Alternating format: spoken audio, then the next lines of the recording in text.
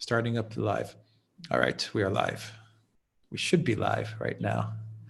Hello, everybody. How's everyone doing this evening? Evening where I am, late evening where I am, early evening where you are, Alexander, correct? In London. Well, yes. I mean, it's 8 o'clock in the evening, so a good time to be doing a program like this, if I may say. All right. Very civilized. Very civilized. So if you guys can hear me, if you can see me, if you guys can hear Alexander, and if you can hear Alexander, let me know in the chat.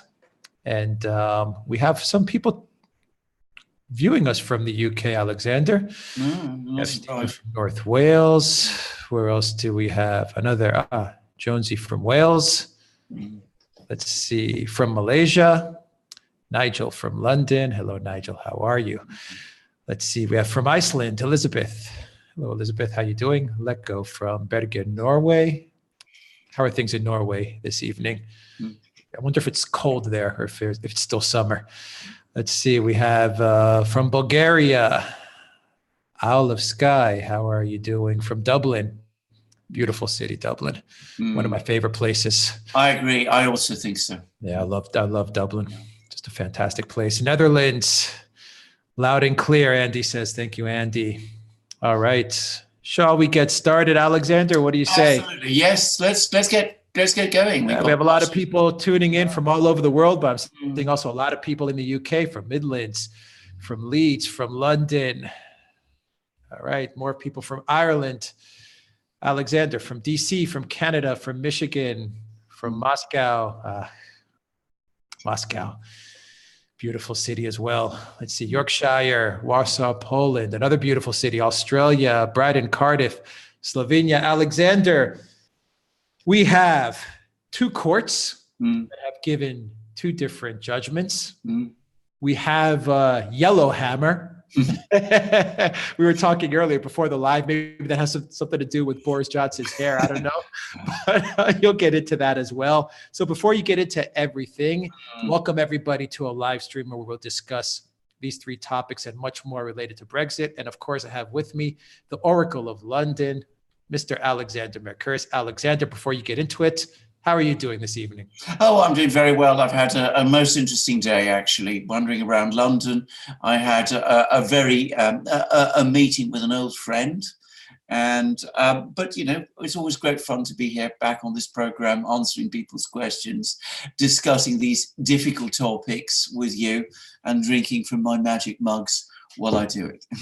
That's right. I've got my magic mug as well, because we're going to be talking a lot of legal stuff. We'll be talking Operation Yellowhammer, or is it Yellowhammer Documents or Operation Yellowhammer? Well, I think Operation Yellowhammer is the actual name of the operation. Okay. These are the documents that supposedly pertain to it, which the government didn't want to have published, but which have now been published. Right. And because the system in the UK is very unfamiliar to me, and I've learned a lot listening to you and watching our videos. I also watch our videos as well, and I learn a lot from them. I'm going to need all the IQ boosting powers that the magic mugs give, because I think this one's going to get very technical on the legal side. But Alexander, I think you will be able to explain everything in a way that will make it very simple for all of us to get a handle as to what's going on. Well, I hope so. I hope so, Alex. With the two court rulings, which you explained to me, one is the Scottish High Court, and the other one is the English High Court. Correct. We have two very different decisions. Alexander, take us into what's going on. Yeah, I think the first thing to explain, and the way to understand this, is that because these are two decisions that say diametrically opposite things, that the United Kingdom is called the United Kingdom because it brings together two separate countries. One is England, which is technically England and Wales, which is about 80% of the population, by the way, of the United Kingdom. Then there is Scotland, which is a separate kingdom, the Kingdom of Scotland. And then there is Northern Ireland, which is a part of the United Kingdom, but which is a separate part of the United Kingdom. It's not part of England, and it's not part of Scotland. Now, England and Scotland are very old countries, have ancient histories, and they have completely different legal systems. This is, I think, something people don't understand. The legal system in England is based on what is called common law, which is a system that has evolved naturally over many centuries as a result largely of court judgments. Much of it now is set out in parliamentary acts and statutes, but it's still essentially a system that is court-based, and it is the system that you also have in most English-speaking countries and in nearly all of the United States. That's the English common law system, and of course the English have it developed to a hugely advanced degree. Now, the most important court in England that administers the common law of England is the High Court of Justice, which is based in the Royal Courts of Justice in the Strand in London. Now, Scotland, which is a much smaller country in population terms than England, it's only about, I think, 7% of the British population, has a completely different legal system based on what the English call civil law. In other words, it derives more from Roman law, and its legal system and its legal structure is completely different. And the key court there is a court called the Court of Session.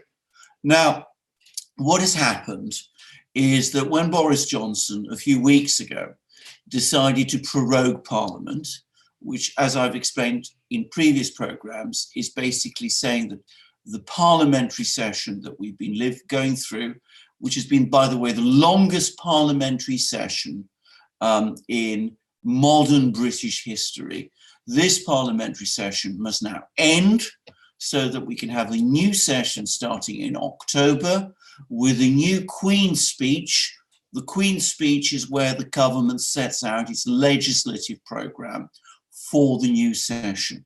So he prorogued Parliament. The process of prorogation of Parliament is that the Prime Minister advises the Queen, and the Queen meets with a Privy Council, which is a sort of decorative element that we have in Britain, but which doesn't actually have any great significance. And the Queen in the Privy Council gives an order for Parliament to be prorogued. Now, there was huge uproar. All sorts of people angrily said that this had been done, this prorogation of Parliament had been done to stop Parliament debating Brexit, something which, by the way, I think is complete nonsense. As we've seen, Parliament last week was able to pass all sorts of laws about Brexit, which the government didn't like. But anyway, that was the argument that was made. And even though this prorogation has actually only shaved off 5 parliamentary days, there was all sorts of outcry about this, and there were court challenges. And some court challenges were brought in Scotland and were heard by the Court of Session. And another challenge was brought by a lady called Gina Miller, who is a very active Remain activist, who's previously brought, very effectively, I should say, cases in the High Court over the course of the Brexit issue. She also brought a case in the High Court in London. So we've had a case in Scotland to the Court of Session, and we've had a case in England in the High Court in London. And they've come ultimately to diametrically opposite conclusions. Now, the case in Scotland started with a single judge who said that Boris Johnson's the decision to prorogue Parliament was lawful. It was then appealed, and the appeal court of the Court of Session has said that this prorogation is unconstitutional because supposedly it is intended to prevent Parliament debating Brexit. So the reasons that were given for this prorogation were not honest, and it's not constitutional to deny Parliament the option of discussing Brexit at this particular time. That's the decision of the appeal court of the Court of Session in Scotland. The High Court in London has come up with the diametrically opposite view. Now, when I say the High Court, there are many judges in the High Court, but this was an exceptionally powerful group of judges who heard this case in the High Court in London. One was the Lord Chief, the presiding judge was the Lord Chief Justice, who is the senior judge amongst the judges in England. The other judge, there were two other judges. Another one was the Master of the Rolls. I'm sorry, again, these very fancy titles, but he is the President of the Court of Appeal. And the third judge who sat and heard this case was the President of the Queen's Bench Division. So we're talking about the three most senior judges of the High Court in England. They said that not only is the prorogation of Parliament constitutional, but it is not even just the question of whether it is constitutional or not is not even justiciable. In other words, what they said is not an issue that can be challenged in the courts because it is a purely political decision made by the Queen on the advice of a Prime Minister. The courts cannot interfere in it. The courts cannot even judge it. It's not for them to say whether this decision is right or wrong, because it concerns entirely the Queen's prerogatives, and on that basis they rejected this. So you have two diametrically opposite decisions. Both decisions are going to be considered by the British Supreme Court, which is the Supreme Court that deals with all appeal cases on constitutional issues, both in England and Scotland, on Tuesday. My prediction is that the Supreme Court will side with the High Court of England, and that the Scottish decision, which is the one that has attracted so much attention, will turn out to have been the wrong one. Now, I say that we're obviously in a very, very fraught situation in England. People are very angry. There's a lot of tension here, and there's a lot of politics involved. So I can't say with absolute certainty that the Supreme Court will side with the High Court in England as against the Court of Session in Scotland. But I think most lawyers, most constitutional lawyers who have been following these two cases carefully are confident that the Supreme Court will decide that it was the English court that is right and the Scottish court that is wrong, and that this case is indeed, as the High Court said, not justiciable, an entirely political decision made by the Queen legally on the advice of her Prime Minister, and that the courts should not therefore interfere in it. That is my view. What happens if the Supreme Court falls on the side of the Scottish court? I mean, does that put Brexit pretty much off the table, and does it put Boris Johnson in a massive hole? I mean, what's the implication there if that does happen?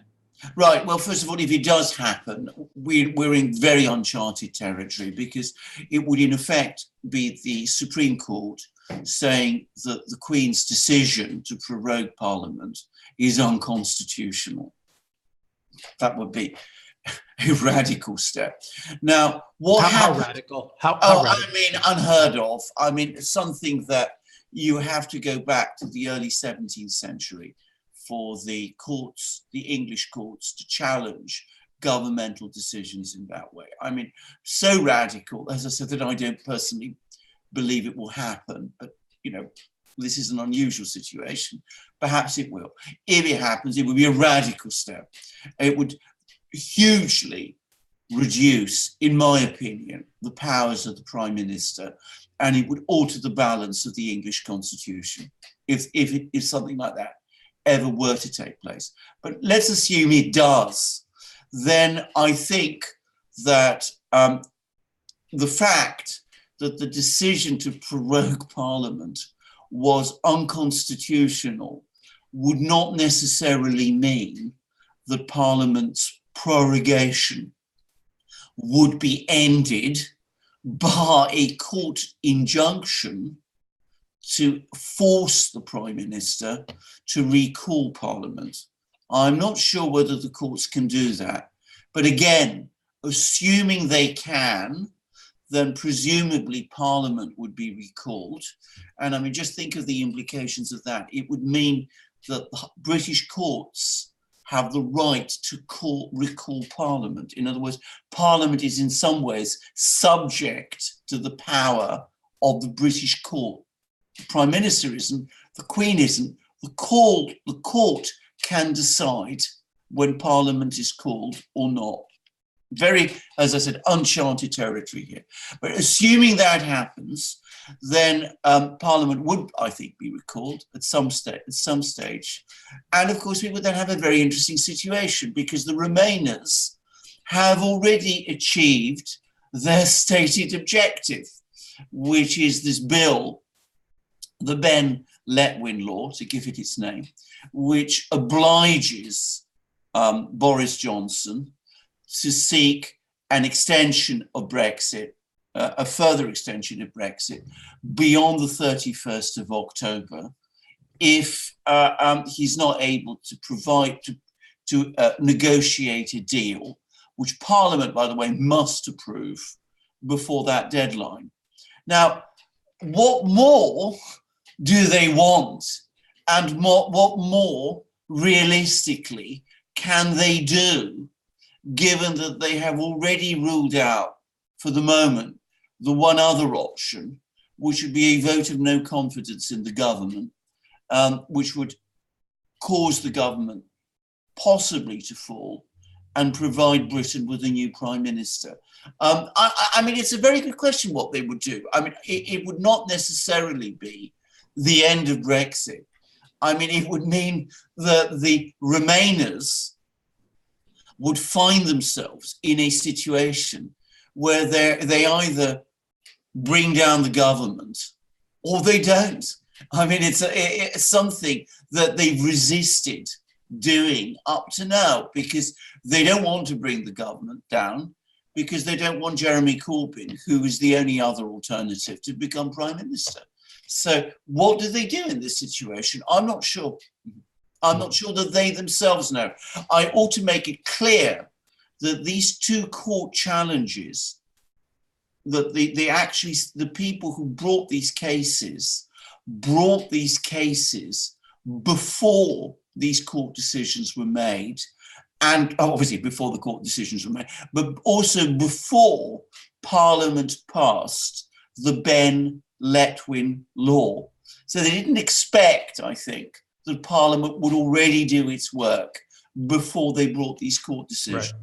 So, in a sense, the Remainers are now putting themselves in a position where if the Supreme Court agrees with them on Tuesday, their own bluff up to now risks being called because, as I said, they've tried to box Boris Johnson in, but they've resisted the nuclear option of doing what Parliament has the indisputable right to do, which is to pass a vote of no confidence in the government, ultimately bringing the government down, either forcing a new Prime Minister or setting the scene for a general election. From Frank and Honest, if the courts rule against the Queen should tear up the Ben bill. That's going on, and that's a comment in the live stream right now, Alexander. And I'll give you, which is related to the Ben bill from Will, is the Ben bill superior to international law?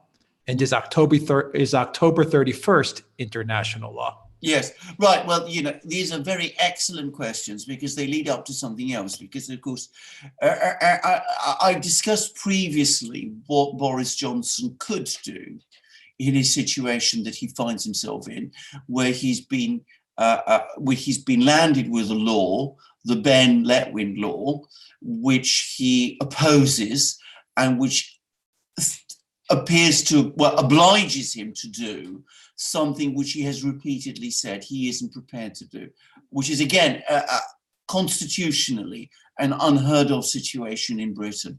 Now, I think that Boris Johnson might have, the government might have, a possible argument that this law is itself unconstitutional. If we have a situation where the prorogation of Parliament is being challenged in the courts as being unconstitutional, what prevents Boris Johnson coming along and saying between now and Tuesday that the Ben Letwin law is also unconstitutional and therefore void, because it robs the Queen's ministers of their prerogative by violating the separation of powers. Separation of powers is that we have the executive, the legislative, and the judiciary. What Parliament is trying to do is it is trying to force the executive to do what it wants the executive to do, but which the executive doesn't want to do. So arguably, it violates the principle of the separation of powers. So I think that Boris Johnson has a potential legal argument there. And he may also have a potential legal argument that the 31st of October is agreed by an international agreement between Britain and the European Union, and is, of course, prescribed as Brexit Day by an act of Parliament, because Parliament passed itself a law that says that this day is Brexit Day. So why doesn't he, between now and Tuesday, he's still got time, make an application to the High Court for the Ben Letwin law to be declared unconstitutional and void? I suspect the High Court would disagree, but he can then appeal it to the Supreme Court, and we can then have an omnibus decision on Tuesday in which the Supreme Court can clarify all of these issues. If Johnson is lucky, or if his lawyers are very good, or if the Supreme Court thinks the way I do, then we would have a situation where the prorogation of Parliament is deemed lawful, the Ben Letwin law is deemed unlawful, and Boris Johnson is free. But, will he do it? I don't know. That's the big question. Will he do it? You have Roop Wilson says Northern Irish court dismisses the case against the no-deal Brexit. Boris 1-1.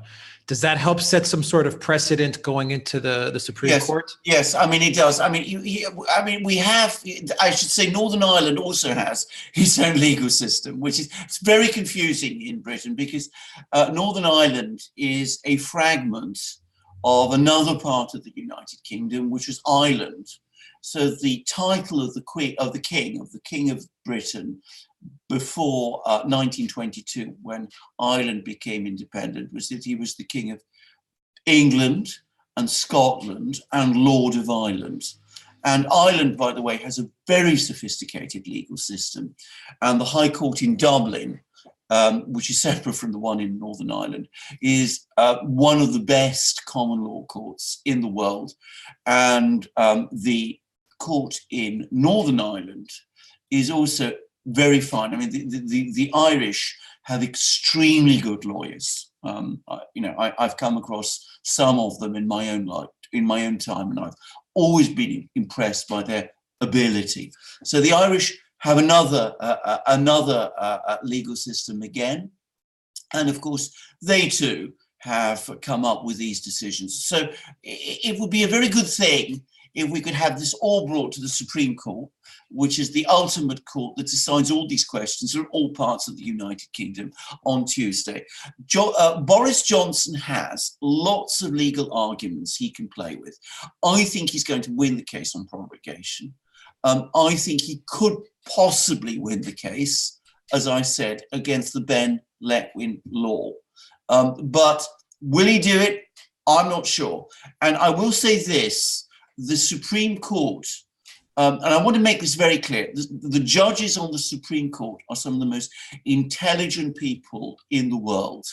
I don't think they will come to this decision with any conscious political biases. There's been some comments about whether judges are biased in Britain or not. I don't think they will come to it with any conscious political biases.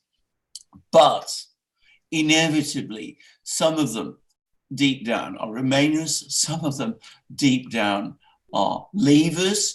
Probably the Remainers amongst them outnumber the Leavers. You know, I can't personally believe that at some level that doesn't influence how they think. All right, Alexander, let's get to some super chats as well. And I'm gonna go to the middle of the super chats because it's a topic that I also want you to cover in this live stream. Yeah. And it comes from Sparky super chat. A yellowhammer is a type of woodpecker. It's the state bird of Alabama. So Alexander, you have this strange word, yellowhammer. And I said at the beginning of the live stream, to me, it symbolizes Boris Johnson's yellow hair, his blonde hair. We have Sparky here who says the yellowhammer is a type of woodpecker from Alabama. But what is yellowhammer? What is Operation Yellowhammer? It sounds very, very nefarious, very, very I mean, this is all about preparing for Brexit, and of course, the civil service has been, and indeed a No Deal Brexit. It's all over the news, by the way. Exactly. Exactly. All over the news. Exactly. And of course, the civil service has been busy providing ministers, as it's obliged to do, with all sorts of memos and documents about the preparations and about the dangers of a no-deal Brexit. The civil service is solidly Remain. I don't think there's anybody who has any doubt about this. I mean, the people who run the ministries in London are solidly pro-Remain. If they were the ones who chose the name for this thing, I think it's entirely possible that it's a pun which is intended in part to refer to Boris Johnson. I mean, that is very typical English Mandarin. Mandarins are people that we refer to as civil servants. That's the sort of humour, the joke that they might come up with. But the point is, I wouldn't personally take all of these documents especially seriously. What happened was the government didn't want to release the documents. Parliament on Monday, on the day before it was prorogued, voted to have all of these documents released. Boris Johnson obeyed and released all the documents as he was obliged to do. And of course, the media today are having tremendous fun with them.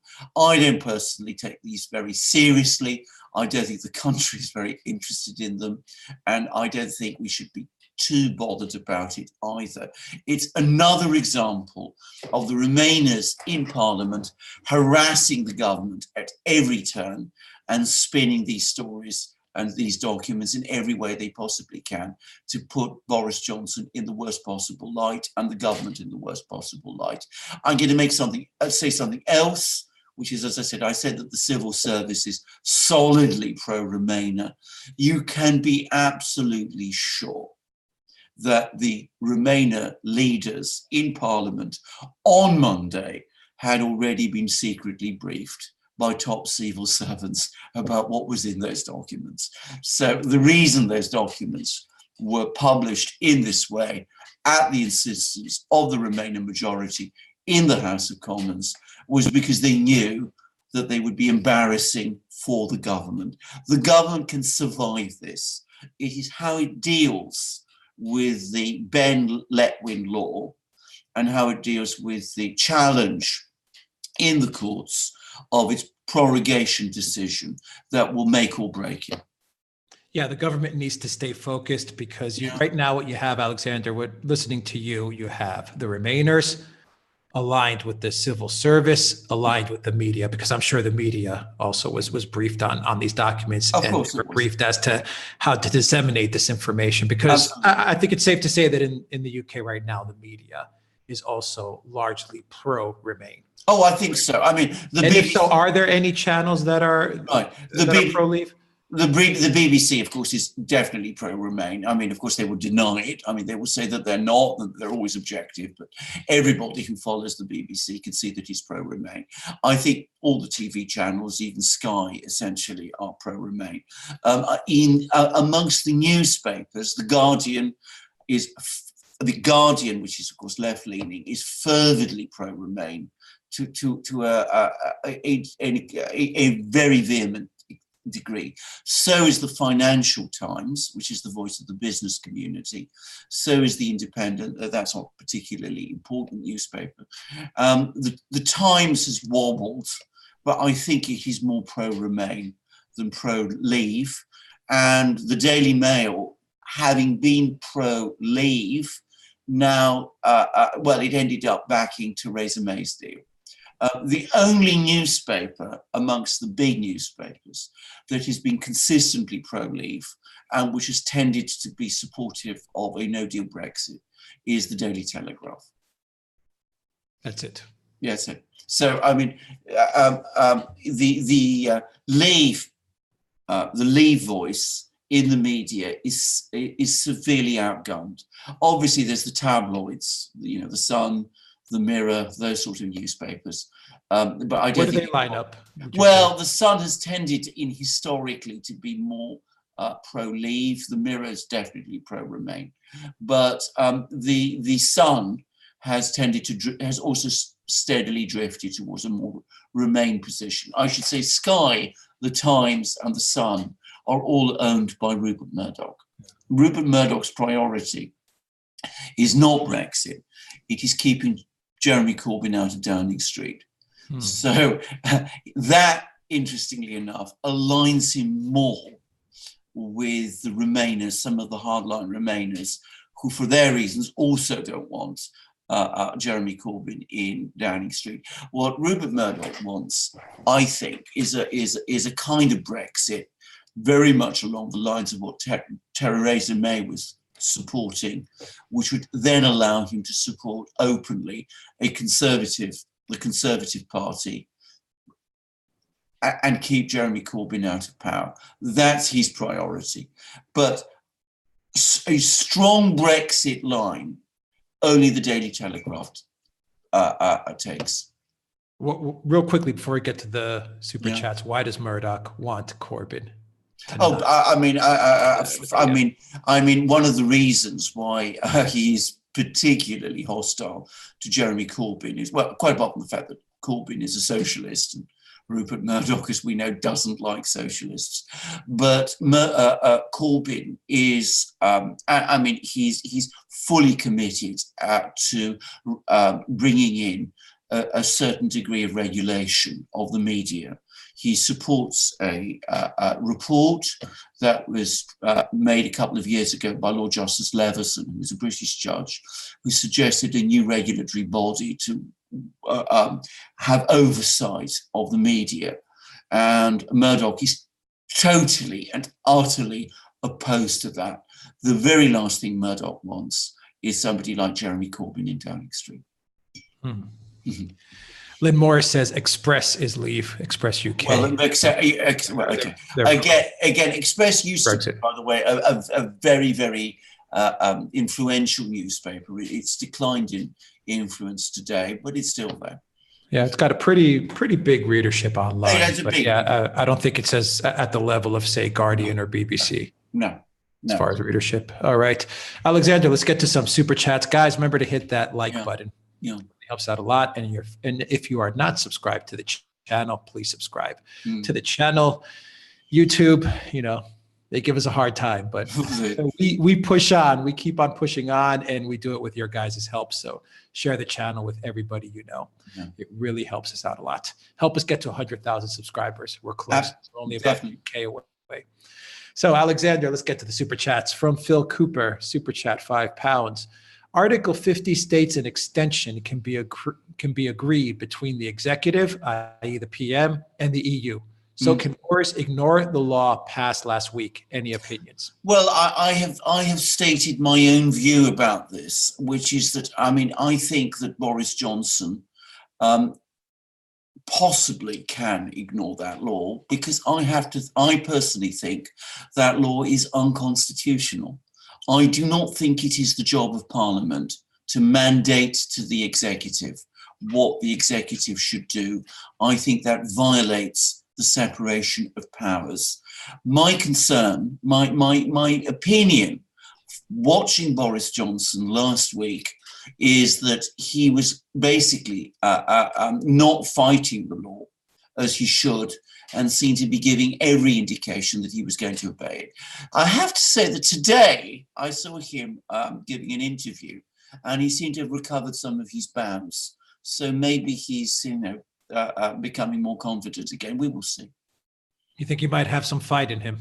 Well, he's a very difficult man to read. I mean, Boris is a very volatile politician, very unstable, not entirely serious, and not somebody you'd expect him to follow a firm course. Yes, last week, and indeed, right up to a few hours ago, he seemed to me to have basically given up the fight. Now I'm not so sure, but we will see. Mm-hmm. All right. From Gaza West, £10 super chat. I'm confused. If Labour win a general election, how can they implement their anti-austerity policies if they're still part of the EU, i.e. Greece, Italy, etc., weren't allowed to? Great show, by the way. Indeed. Lots of people, by the way, say this. There is within the Labour Party a group of people some people call them the Lexiters, left exit from the,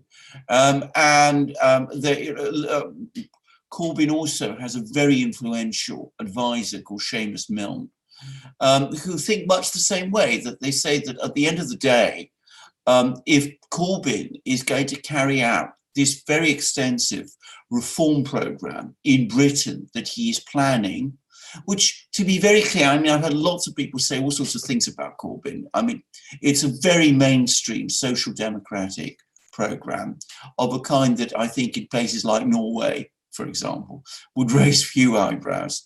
But if he's going to do that, he can't realistically do it within the EU.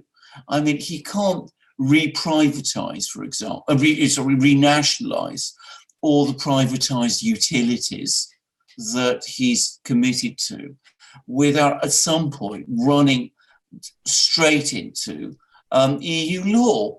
And one of the reasons I suspect why a lot of the anti-Corbyn MPs in the Labour Party are such fervid supporters of the EU is because they want the EU to stop Jeremy Corbyn doing the kind of reform programme which their own beloved leader, Tony Blair, is known to be very opposed to. Now, I don't know whether Corbyn himself understands this very well. Corbyn is also a very difficult person to read.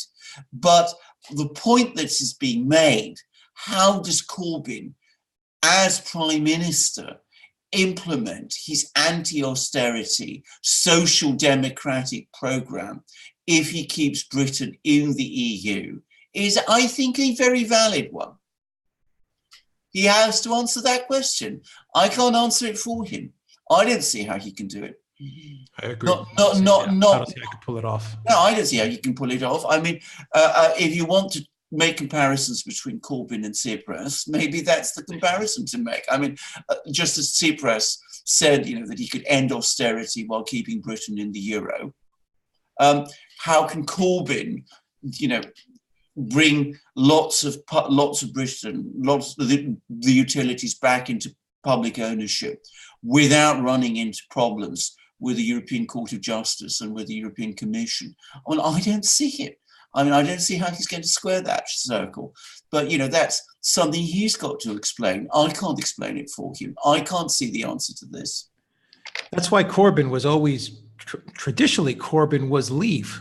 Absolutely. Down inside, he's leave, but he's also been boxed into a corner, and he's given ground, and he's changed he's flip-flopped. He's changed Yes. his position, and that's a sign of weakness. It is. He's not. I mean, can I just say? I mean, he's not taken a very strong line here. And there's an extraordinary incident last week, by the way, which I noticed didn't attract the kind of attention that I think it should have done, when he was actually directly challenged by Boris Johnson to say how he voted in the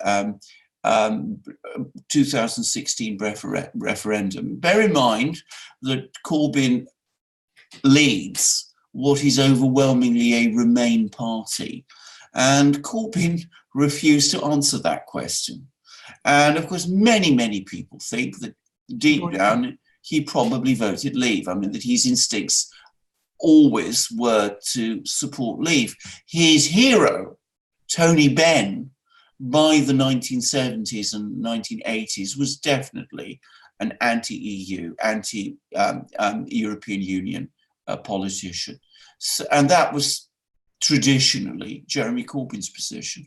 So, how he reconciles his beliefs with the position he's taking now is very difficult to say. The one thing I have to say about Corbyn, though, is that, of course, he's in a very difficult position politically, because he is the left-wing leader of a Labour Party whose MPs loathe him and would be delighted to see the back of him.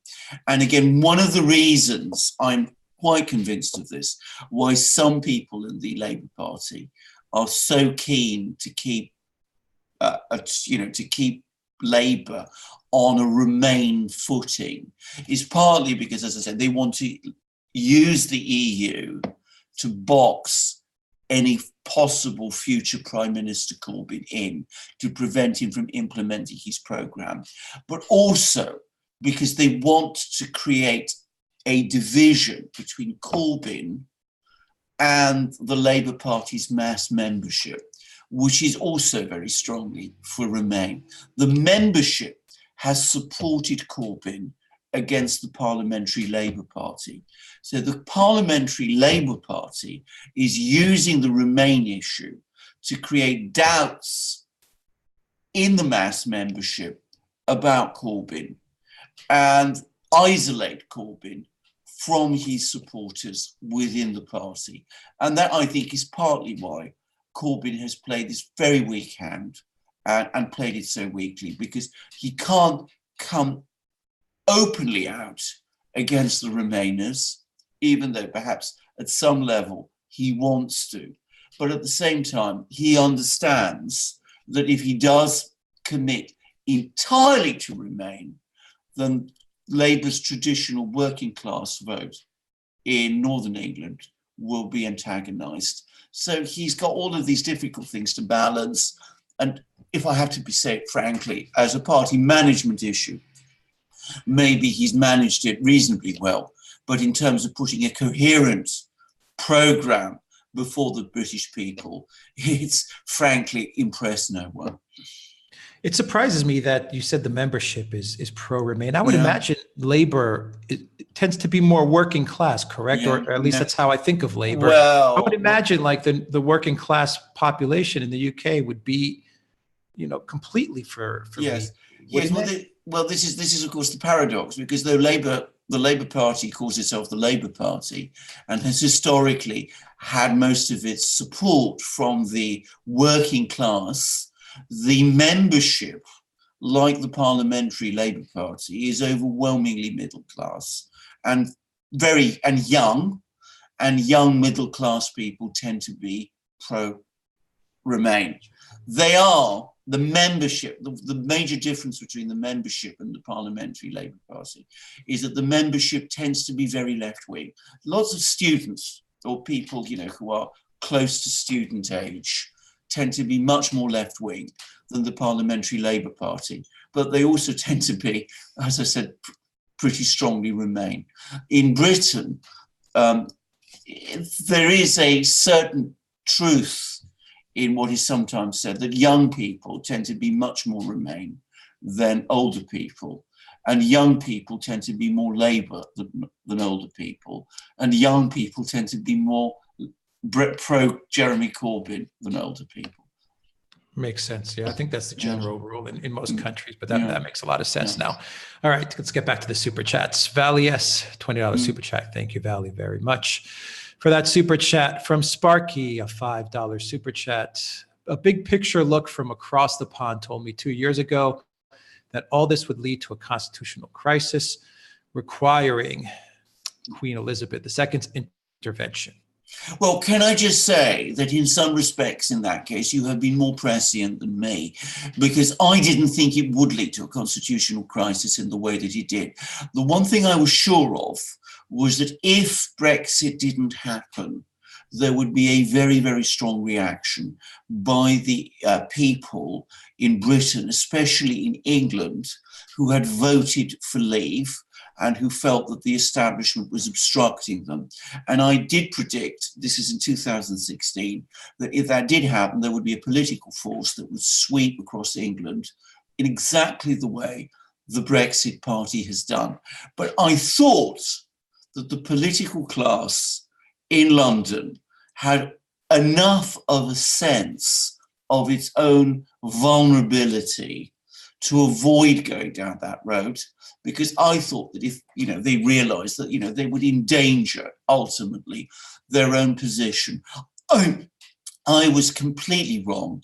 And in fact, it is their refusal to implement any sort of Brexit at all.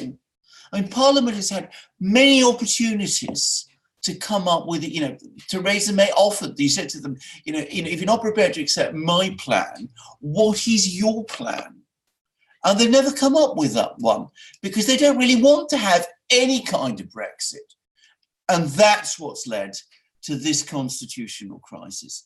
Now, asking the Queen to sort it out, to solve it, unfortunately, is to ask too much of her. As I've explained many times, in Britain, the Queen constitutionally is essentially a cipher. In law, her powers are enormous, but in fact, they've all been delegated to her ministers. She will not act without the advice of her ministers. Good point. Excellent way of putting it. From Sparky, a super chat. As far as disrespecting Queen Elizabeth II, Her Royal Highness Queen Elizabeth II, the Sex Pistols have nothing on the Remainers in Parliament. Oh, I agree. Free speech for them, but no one else. Well, the Sex Pistols, who, by the way, I remember very well, and here's a disclosure. I met one of them.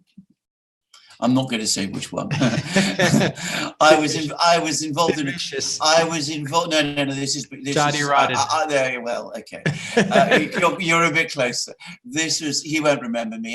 This was involving a legal case, which is actually quite a famous legal case. But I was a sort of very junior little scribbler at that time. Anyway, but the Sex Pistols were genuine, honest to goodness, straightforward Republicans. I mean, that they had an anarchist side. They were Republicans.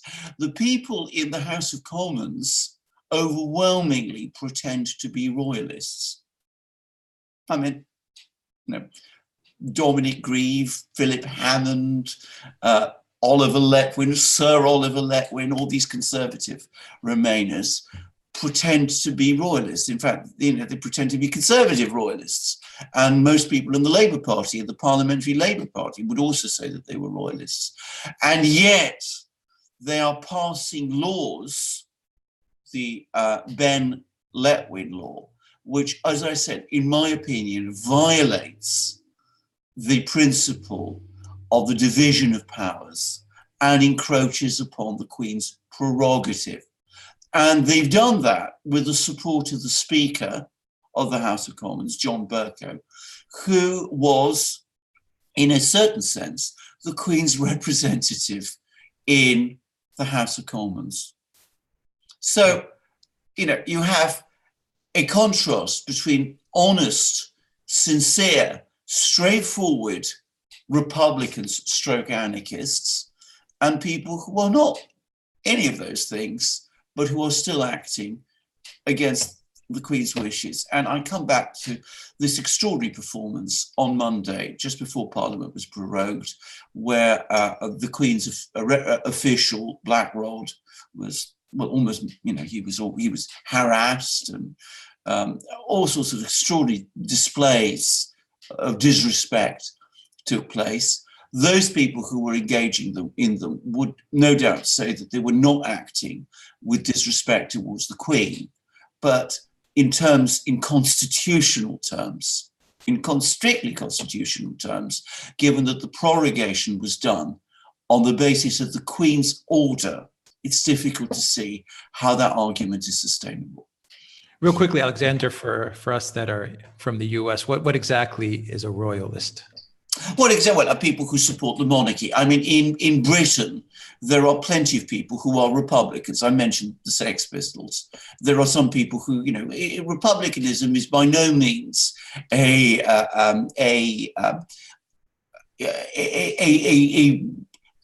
marginal position. There are quite a few Republicans. Jeremy Corbyn, in his time, has been a Republican. I think he possibly still is, by the way. I mean, again, he's been ambiguous about this. I mean, he's sort of suggested that he would be a Republican. He remains a Republican, but that abolishing the monarchy is not on his agenda. But there is a large, most of the population support the Queen. And of course, those people who are in Parliament and in the cabinet and in the government and politics, the great majority of them accept her loyally, as they would say, as the head of state. And that makes them royalists. Okay. There is, of course, also a section of the population which is fervently royalist. I mean, you meet these people, who turn out when the Queen appears or when members of the royal family appear and, they're waving their Union Jacks and all those sort of things. So we have a spectrum of opinion here, but the political establishment in Westminster overwhelmingly would consider themselves royalists. All right. From Lord Brett Sinclair, Super Chat, Alexander, is it time to get rid of the archaic nonsense and get the law laid out in clear and simple terms? I think so. I mean, you get lots of people who debate whether Britain should have a written constitution. And by the way, some of the most interesting arguments against Britain going for a written constitution come from Americans who've come to live here. There's a very, very interesting. How does that work, though, to not have the? Yeah, I know. Well, I mean, the idea is that a written constitution, an unwritten constitution, means that you have all these conventions. That we have the House of Commons, which is a creation of common law, that it sort of grew up organically, and that we make up the constitution as we go along. It works, provided people abide by certain rules. But when there's a political crisis of the kind that we are going through at the moment, the absence of clear rules it creates the kind of crisis we have now. We have no clear route out of it because there is no system that says how we should proceed. Can I just explain? Because this is where, of course, it gets really. I don't want to go into too many constitutional lectures, but constitutional theory in Britain is that there is the monarch, the sovereign, who is the Queen. The Queen has a council, a personal council, which is the council of her peers, of the peers of the realm, the barons, the aristocrats, and that evolved over time into the House of Lords. And then in the 13th century, the king, as he then was, started to call representatives from the shires, the counties of England, to come to London to help the king administer the law of England. And that eventually evolved into the House of Commons. So we have, and then at some point, these two houses, the House of Lords, which was originally the King's Council, and the House of Commons, sort of became a part of a single thing, which is called Parliament. And then again, at some point, and nobody's completely certain when, but sometime in the 16th century, it became established that for a law to be passed, that law had to be approved by the House of Commons and the House of Lords and signed by the Queen, what is called in England, what constitutional laws call the Crown in Parliament. And that forms the core of the British Constitution. So the Queen remains as head of the government. She still has the executive power, but she has delegated the role of lawmaking to Parliament, to the House of Lords, and to the House of Commons. And I will just add, just to make it even more complicated, we also have the principle that the Queen is the supreme judge, that she judges every case herself. That's the theory. But that over time, she started to delegate the role to her judges, so that when a judge in England sits in court, and remember the court is the Queen's court, it's the same as talking about the court where the Queen herself sits. In court, the judge sits on the throne under the royal coat of arms, in effect as the Queen, and judges cases on the Queen's behalf. That is British judicial constitutional theory.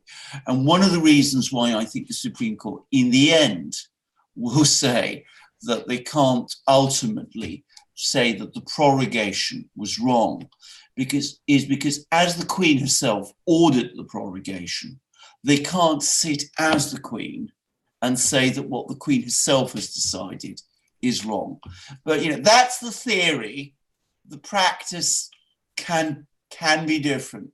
And I think that we need to put all this constitutional theory to one side and do what all other countries do, move over towards a proper written constitution. Difficult to do, but it can be done. And other countries have written constitutions and they work quite well. And there's no reason why we can't have the same in Britain. All right. From Sparky, Super Chat, London has activist judges just like the States. Oh, absolutely. Of course it does. In fact, because we don't have a written constitution, there is more scope in some ways for judges to be active in Britain than they are in the United States. And we have this extraordinary system called judicial review, where, again, the judge sitting, if you like, as the Queen, is entitled to review decisions by her ministers to decide whether those decisions were lawful. So the Gina Miller case that we're talking about, which is going to go to the Supreme Court on Tuesday, in which Gina Miller was challenging the prorogation of Parliament, that was technically a judicial review of Boris Johnson's advice to the Queen, telling her that, advising her to prorogue Parliament. Gina Miller is saying, as part of that judicial review, and is asking the High Court to say, on behalf of the Queen, that the advice Boris Johnson gave to the Queen was wrong, and therefore that the decision was unlawful. It's to my mind, a clever argument, but I think a wrong one. And in fact, I even go further. I'd say it's a bad one. But there we are. There we are. All right. From Sparky, the Tower for activist Supreme Court judges. Oh, well, there we go. I mean, as I said, we haven't been locking up people in the Tower, I think, since the Second World War. I think Rudolf Hess was for a time locked up in the Tower. I may be wrong about that, but I think they did lock up a few people in the Tower during the Second World War, but they don't lock them up anymore then. And by the way, nor should they. It's a very insecure place to run as a prison in the modern world, with tourists coming in and out, and it's in the centre of London. It would not be a good place to lock people up. People live in the Tower, by the way. It's very comfortable. There's some very nice houses inside the Tower, and the Queen gives them out to her friends. Yeah. Alexander, before we end the live stream, we should do a quick update on Assange. Anything coming out of Assange, but let's keep that for the end of the of the live stream. Right.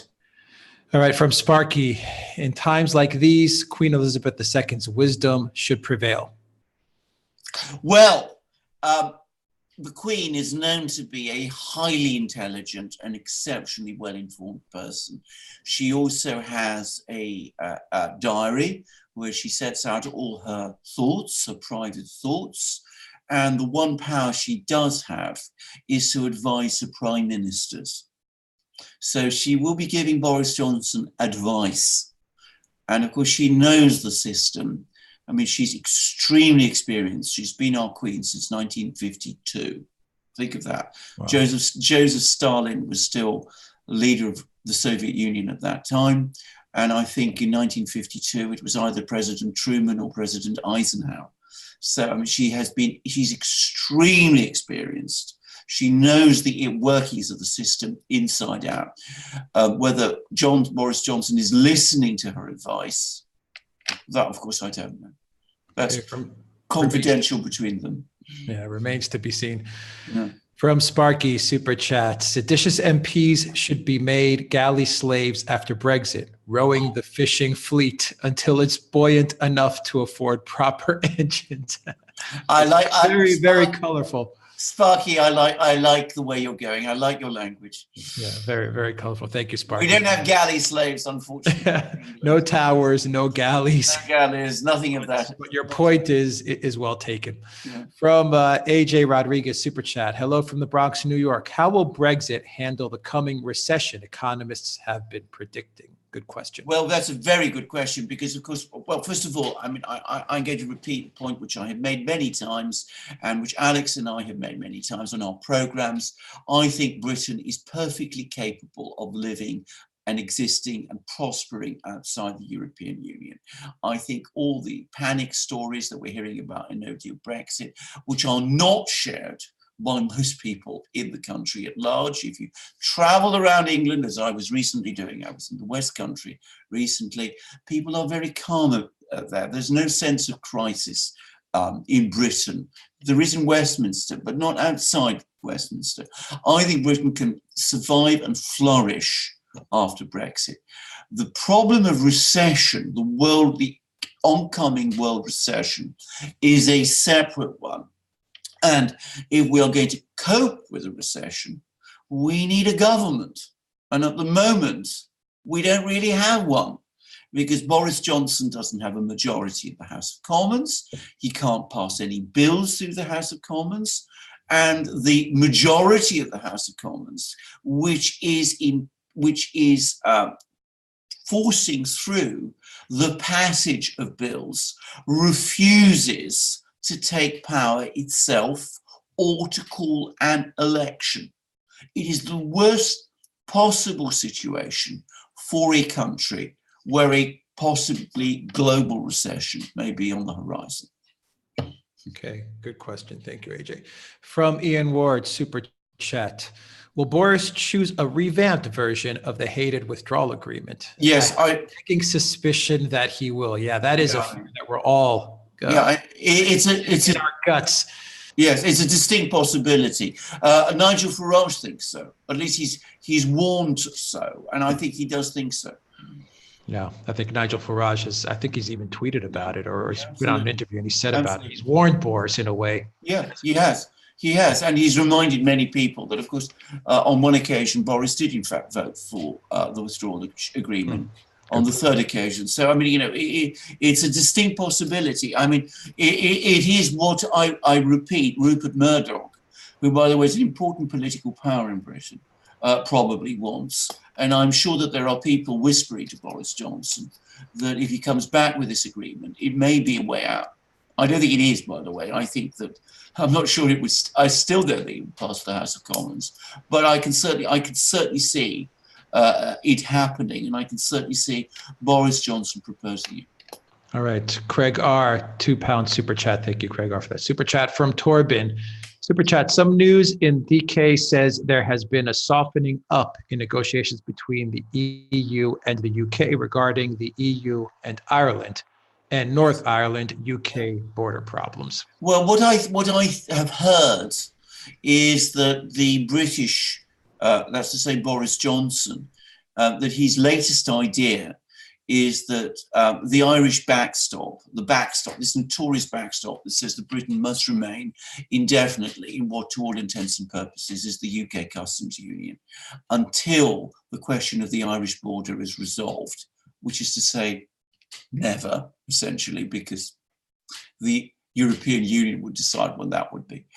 What Boris Johnson, his latest idea is that Britain actually goes outside the customs union so they can deal with all its trade agreements, but that Northern Ireland remains inside it, so that in effect the new economic border is in the Irish Sea, so that Northern Ireland becomes integrated, remains more integrated with the European Union and ultimately with Southern Ireland.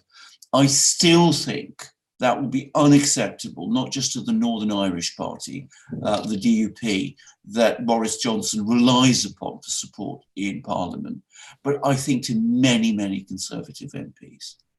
We shall see. We will see. There is talk he's thinking about this, and it could very well be that that is his idea.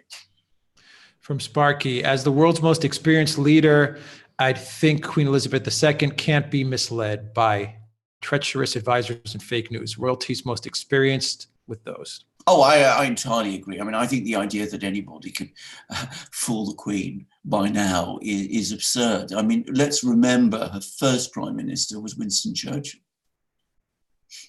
I mean, it's incredible to think that, but he was. I mean, you know, he was. I mean, she's seen so many prime ministers. She's followed politics with tremendous attention. I mean, people who meet her all confirm that this is an extremely intelligent and very experienced person who understands politics very, very well. But I come back to what I said. She is constrained by what she can in what she can do. Her one power is to advise her ministers, or to be precise, her prime minister. Right. From Meganesia Shan. In the beginning was the thing, and one thing led to another. Sorry, just want to say thanks. Okay, thank you. Thank you. Super chat. From Sparky, as far as her role in government goes, the present situation is what Queen Elizabeth II's position is for.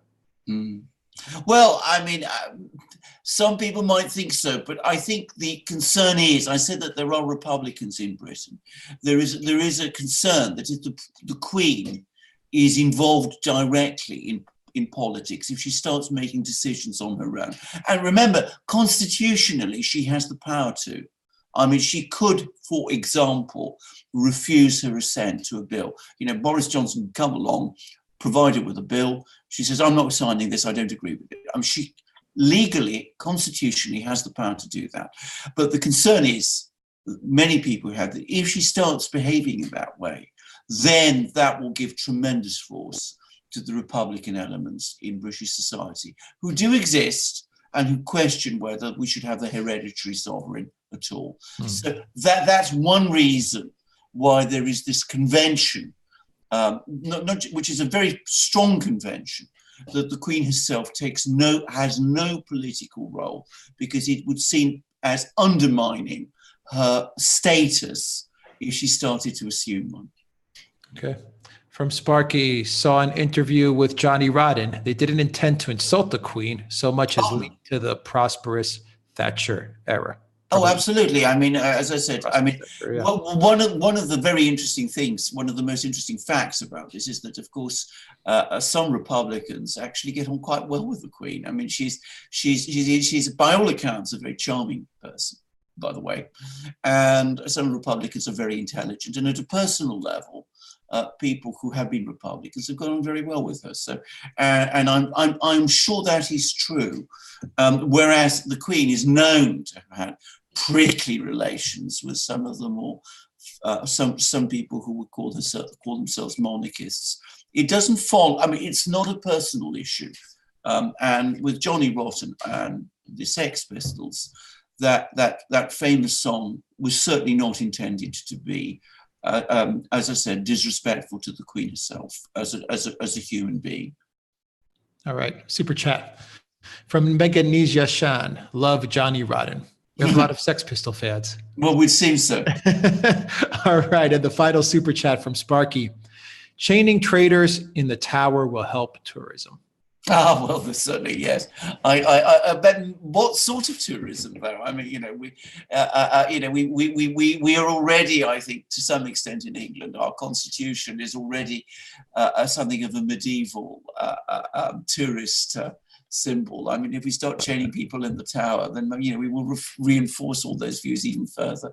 None of these things are going to happen, and I think that those people who suggested that we need to update our constitution and to modernize it and to have a written constitution, I think are absolutely right. There is no reason, by the way, why Britain can't remain a monarchy and have a written constitution. I think it's long overdue that we should have one. All right, we just got another super chat from Sparky. The sissy Parliament Remainers won't be able to fight off Brexiteers. They'll pray for backup from their hero and true monarch Macron and his army.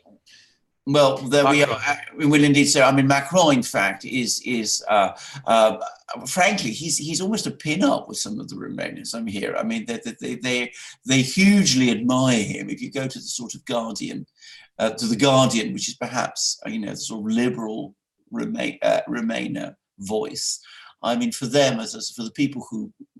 Some of the people who write there, Macron is, the absolute ideal of what a leader should be. But can I just say, coming back to that says a lot for these guys. Absolutely. Coming back to sooner or later, there has to be an election in Britain. The opinion polls make it very clear that opinion in the country on Brexit is not shifting. And I can't help but think that if Brexit is continuously obstructed, there will be a very strong electoral backlash. And that's something that we need to bear in mind. Even if Brexit doesn't happen on the 31st of October, that's not the end of the story. It is probably only the beginning. All right, let's wrap it up. Alexander from Russian Ballet. I find it curious that Alexander has such high regard for the Queen. Oh yes, we've been talking a lot about. Well, I should say I've met her. I've met her on one occasion. I met her once at a ceremony in the Royal Courts of Justice, and like most people who've met her, I was actually very impressed by her. I should make it clear, I'm not any kind of fervid monarchist or anything of that kind. But as a human being, I was quite taken by her, and I think most people who have met her are. Mm-hmm. All right. Okay, guys, that's it for this live stream. Alexander, you have any other topics that you would like to discuss, or any other comments on Brexit and what's going on? Oh, well, I mean, lots to see. As I said, we will certainly be doing, I think, more videos, or perhaps a live, when we get to the Supreme Court decision. Now, that may not actually come out on Tuesday. We're going to have discussions then, and it may take a few days, and we will have a written judgment, which I suspect is going to be absolutely tremendous. But what I would also say about Brexit is, here we go. I thought, when Parliament was prorogued on Monday, that we would now have at least a rest from this for a couple of weeks until Parliament reconvened in October. And yet we've seen that that's not the case. We have had the leaking, or rather the publication of the Operation Yellowhammer documents, which I would again advise people not to be too exercised or agitated by. And also we've had all these legal moves and counter moves. So this is a story that just goes on, and is and the political crisis in Britain is getting deeper and deeper. So it doesn't look as if it's abating at all. All right. Thank you, Colin, for that last minute super chat as well. We really appreciate it. Alexander, I don't know if you caught in the US, The View. Pamela Anderson was on The View. I don't know if you're familiar with that show. No. It's Meghan McCain there, and Whoopi Goldberg. And anyway, it's a pretty left-leaning liberal show, I would say, for sure. They try to be progressive. They're not. They're establishment neoliberals.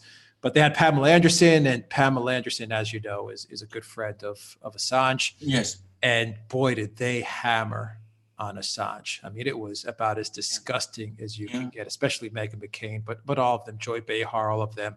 Pamela Anderson, good for her. She stood her ground and she defended Assange. Yes. But you heard a lot of the stuff that we've been debunking in our videos over and over again. Yes. Because of Assange, you know, Trump is president.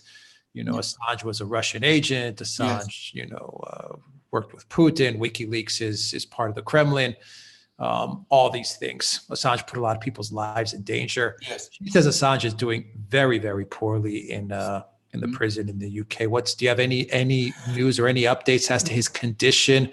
I mean, I think the outcome was pretty much that Assange is going to be there for whatever remains of his life. It seems like he's in a very, very very dire state. What I have heard is that his health is getting worse, and both his physical and his mental health are getting worse in Belmarsh prison, which is one of the toughest prisons in Britain, where he should absolutely not be. I mean, this is a completely inappropriate place to hold a person like that in.